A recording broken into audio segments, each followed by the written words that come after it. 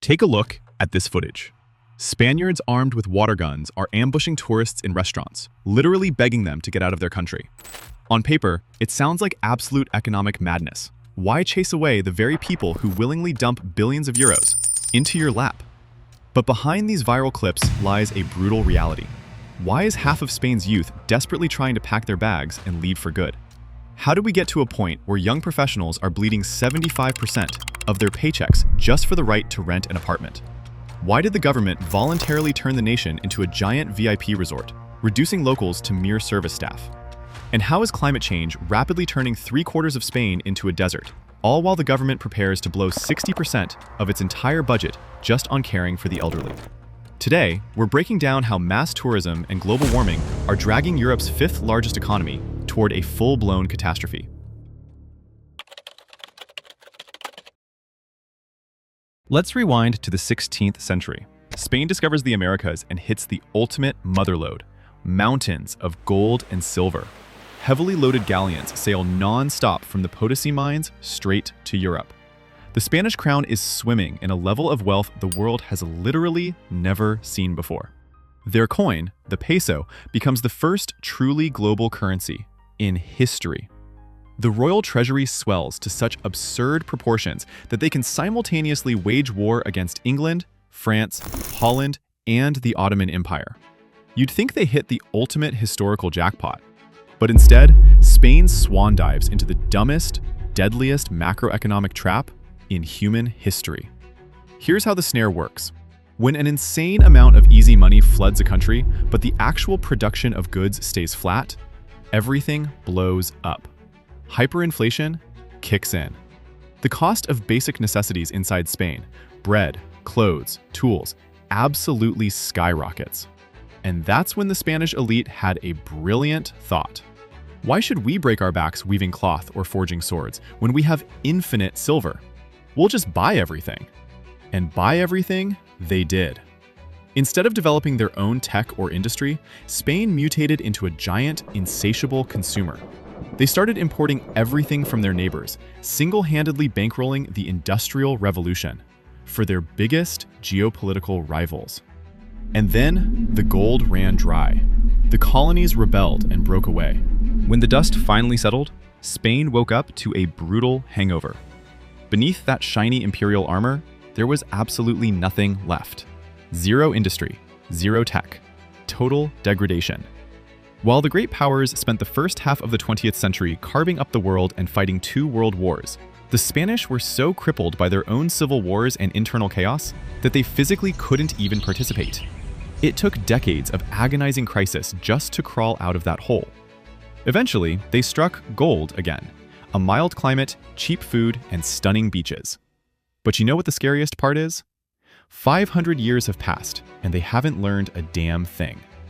Right now, as we speak, Spain is stepping on the exact same rake.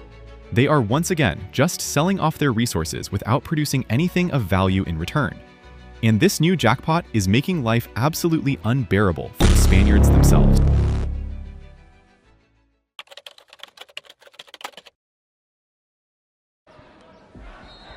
Let's go back to that footage. This isn't some radical march or a fringe political riot. These are everyday Spaniards practically begging tourists to get the hell out of their country. It seems totally absurd, right? Why kick out the golden geese, laying billions of euros into your economy?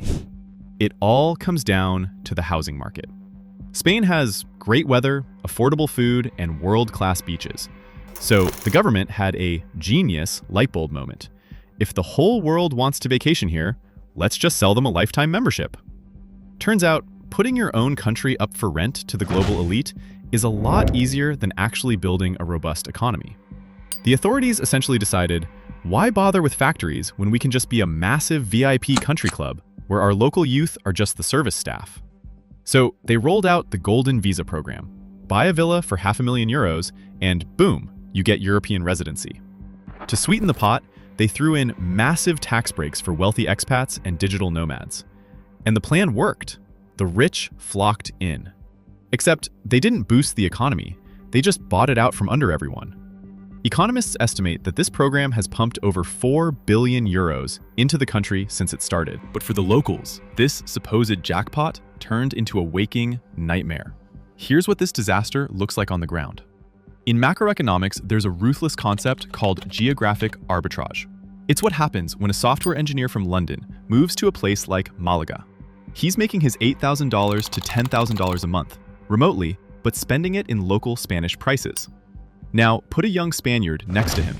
He graduated from a local university, works as a doctor, teacher, or engineer, and takes home maybe 1,500 euros on a good month. How is he supposed to compete with the Brit for an apartment? He can't. Landlords did the math real quick. Why rent a flat to a local family for peanuts when you can kick them to the curb, throw in some cheap IKEA furniture, and rent it out on Airbnb to tourists for triple the price? The result? Historic city centers have been completely hollowed out of actual locals. Apartments morph from places to live into investment portfolios for global capital. Spaniards have been pushed out to the distant fringes of their own cities. Just wrap your head around these numbers.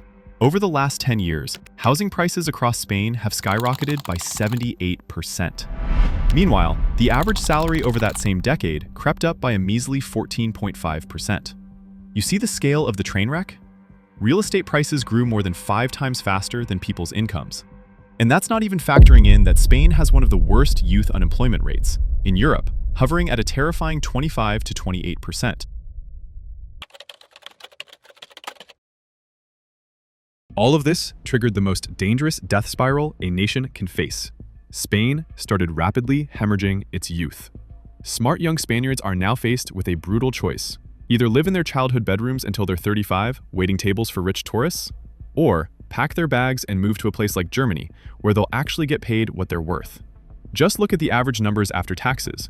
To afford rent, a young Spanish professional has to fork over roughly 75% of their net salary. It's an absolute disaster, and we haven't even factored in those steep European utility bills yet. At the end of the day, a young Spaniard is left with maybe 200 euros to 300 euros a month to actually live on. With European prices, that means you're in hardcore survival mode, scraping by on nothing but pasta. The irony is off the charts. Spain is importing wealthy freeloaders by the boatload, while exporting its own surgeons and engineers. Essentially, the country willingly transformed itself into a giant playground for foreign millionaires, where the local staff can no longer even afford a doghouse. Now, this issue wouldn't be quite so fatal if Spain had a high birth rate. Right now, people over 65 make up about 20.5% of the population. That's roughly 1 pensioner for every 5 people. Sounds manageable, and the economy is holding it together for now. But that's only if you look at today. What happens when we peek into the future? Spoiler alert, Eurostat's charts make it look like Spain is aggressively rebranding into one giant retirement home. According to forecasts by the National Statistics Institute and Eurostat, by 2050, the share of pensioners will shatter historical records, crossing the 30.5% mark, meaning almost 1 in 3 residents will be elderly. But in economics, it's not just the percentage of seniors that matters, it's the demographic dependency ratio. In other words, how many working young people are forced to carry one retiree on their backs?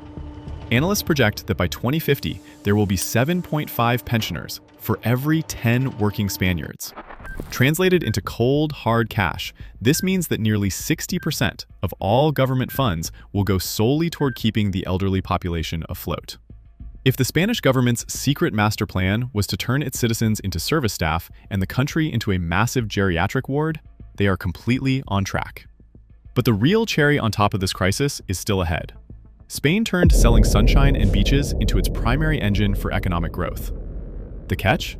At the current pace of global warming, southern Europe is rapidly morphing into an exclusive branch of the Sahara Desert.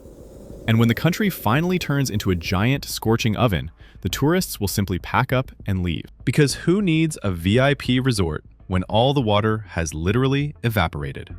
But we'll dive into how the climate is going to gut the Spanish economy in the next segment.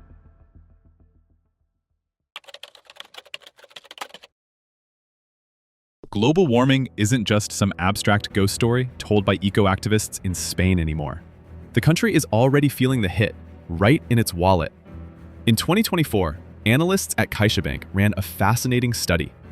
It turns out that tourist spending is directly tied to the thermometer. In towns where the average temperature stayed at a comfortable 21 degrees Celsius or below, tourist spending surged by 45%. But in regions where it spiked over 25 degrees Celsius, growth dropped to just 35%. Just think about that. A difference of merely 4 degrees cost local businesses 10% in lost revenue. And honestly, it makes total sense. What same tourist wants to stroll through historic plazas, buy souvenirs, or order paella on an upscale patio when the asphalt is literally melting their shoes? Let's look at the numbers that are giving Spanish hotel owners panic attacks. The Mediterranean is heating up 20%, faster than the rest of the planet. During the summer, temperatures in Andalusia, Spain's ultimate tourist magnet, are consistently breaching the 44 to 45 degrees Celsius mark. That's no longer a relaxing beach vacation. This extreme heat has also started killing the desire for tourists to stay longer. Back in the golden years of 2015 to 2019, the average foreigner's vacation here lasted a solid 10 days. Today, in 2026, that window has rapidly shrunk to just 6.5 days. And analysts project that by 2035, it will plummet to a critical 4 days. Shorter vacations mean Spain is losing anywhere from 40 to 50% of its revenue per tourist. To make the exact same amount of money, Spain now has to shuffle in 2 or even 3 short-term tourists for every 1 they used to have. Which means locals are going to have to buy 3 times as many water guns just to fend them off on the streets of Barcelona. But hand in hand with this freak heat wave comes brutal, unrelenting drought. The authorities in Catalonia recently had to declare an official state of emergency. Water levels in the region's inland reservoirs crashed below the critical 16% mark. It got so bad that some districts officially banned filling private pools with fresh water and started slapping people with fines just for washing their cars. Now just picture the face of the wealthy expat who dropped €1 million on a golden visa villa only to find out he can't fill his own pool and has to take scheduled showers. And if you think this is just one unlucky, dry year, environmentalists have some terrible news for you. This is the new normal. According to official government data, around 75% of Spanish territory is currently at risk of total desertification. Plus, we can't ignore one massive detail. Spain is deeply agricultural. Roughly 80% of all fresh water here is guzzled up by farming. So when the reservoirs dry up, the government faces an impossible choice. Who gets the last few drops? The farmers trying to save their crops, or the hotel pools trying to save the tourist season? Doing both is already physically impossible, and with each passing year, the wiggle room to make that choice is only going to shrink.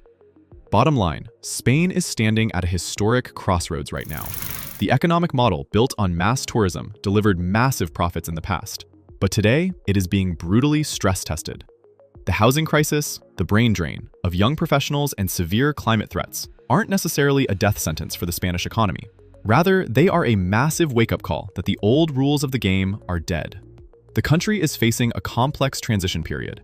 It's going to have to figure out a way to balance tourism revenue with the actual livability for its locals, all while completely relearning how to manage its natural and water resources. Will Spain manage to pivot in time and adapt its economy to this new reality? Only time will tell. Be sure to drop your thoughts in the comments. Let's discuss.